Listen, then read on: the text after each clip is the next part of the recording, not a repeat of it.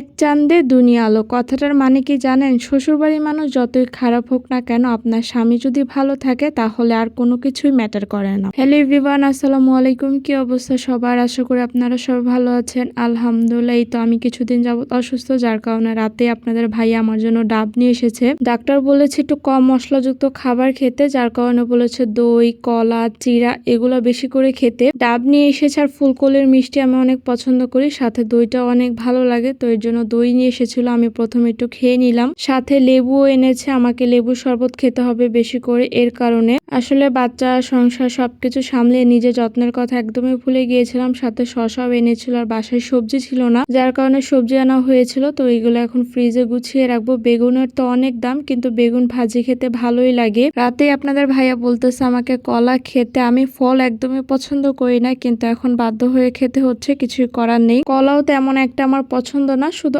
আম আর লিচুটাই পছন্দ করি ফলের মধ্যে, অথবা পেয়ারা। আমি তো একদম অকর্মা, কোনো কাজে না। ডাব তো কেটে খেতে পারবো না, যার কারণে সে অফিসে যাওয়ার আগে সকালবেলা একটা ডাব কেটে দিয়ে গেছিল। ডাবের পানি খেয়েছিলাম, তারপর আবার রাতেও দিয়েছিল। এখন দুপুরে রান্না বান্না করব। সকালে নাস্তা করে নিয়েছি কোনো রকম। এখন চাইলে উনি অফিস থেকে ছুটি নিতে পারে না, নিজের অফিস, ব্যবসা বাণিজ্য সবকিছু ছেড়ে তো আর বাসায় বসে থাকতে পারে না। বলেছে কোনো কিছু রান্না করা লাগবে না, তোমার যা খেতে মন চায় তাই রান্না করো। কিন্তু রাতে এসে তো কি খাবে, তাই ভাবলাম সারাদিন অফিস করে আসবে, এই জন্য একটু কষ্ট হলেও রান্না করি, যার কারণে একটু মুরগি ভুনা করতেছি। বাসায় পেঁপে ছিল, পেঁপে অর্ধেক রেখেছি পেঁপে ভর্তা করার জন্য, আর অর্ধেকটা দিব হচ্ছে মুরগিতে। সবসময় আলু দিয়ে তো মুরগি রান্না করি, ভাবলাম আজকে একটু পেঁপে দিয়ে রান্না করি। আলহামদুলিল্লাহ, আমার শ্বশুরবাড়ির মানুষ খুবই ভালো। আমি যেহেতু ছোট বাচ্চা নিয়ে আমার শ্বশুরকে আমাদের সাথে রাখি, যার কারণে তারা আমার কষ্টটা বুঝে। আর আমি যখন অসুস্থ হই তখন আমার হাজবেন্ডই প্রপারলি আমার টেক কেয়ার করে, কারণ বাসায় তো এছাড়া আর কেউ নেই আমাকে কেয়ার করার জন্য। হাতের 5টা আঙ্গুল যেরকম সমান হয় না, ঠিক তেমনি সব মানুষ কিন্তু এক হয় না। ভালো মন্দ মিলিয়েই কিন্তু মানুষ। তার মধ্যে যে সব ভালো গুণ থাকতে হবে তার মানে কোনো কথা নেই, তার মধ্যে কিন্তু খারাপ গুণও আছে। যেমন তার কিন্তু অনেক রাগ, সে যেটা বলে সেটাই মেনে নিতে হয়। সে যখন যেটা রাইট বলবে সেটাই রাইট, ওইটা যদি ভুলও থাকে সে কিন্তু এটা হচ্ছে মেনে নিবে না। তার ডিসিশনে সবসময় রাইট হবে, তার মতো হচ্ছে এটাই কথা। কিন্তু তার ভালো দিকগুলোর মধ্যে অনেকগুলো ভালো দিক আছে, যেমন সকালবেলা আজকে নিজে খেয়ে চলে গেছে, না খেয়ে গেলেও কোনোদিন বলবে না যে আমাকে নাস্তা বানিয়ে দাও, বা এটা রান্না করেছে কেন, ওইটা রান্না করেছে কেন। তার এটা নিয়ে কোনোই অভিযোগ নেই, বরং তাকে যদি আরো জিজ্ঞাসা করা হয় রান্না কেমন হয়েছে, তখন সে আরো রাগ করে, বলে রান্না তো রান্নাই, এত প্রশংসা করা লাগবে কেন। যাই হোক, মাংস হচ্ছে জামাইয়ের জন্য ভুনা করেছিলাম, আর আমার অনেক ভর্তা খেতে মন চাচ্ছিল, তাই একটু ঢেঁড়স ভর্তা করেছিলাম। কারণ এখন মাছ মাংস একদমই খেতে পারতেছি না, কেন যেন একদমই ভালো লাগতেছে না কোনো কিছু। আর ছোট বাচ্চা নিয়ে ওইভাবে তো পাটায় বেটে কোনো ভর্তা বানানো আমার জন্য পসিবল না। আর হেল্পিং হ্যান্ডের কাজ তো একদমই পছন্দ হয় না, যার কারণে হাতে মেখে ভর্তাগুলো আমি বানাই। সাথে একটু ঢেঁড়স ভাজি করব,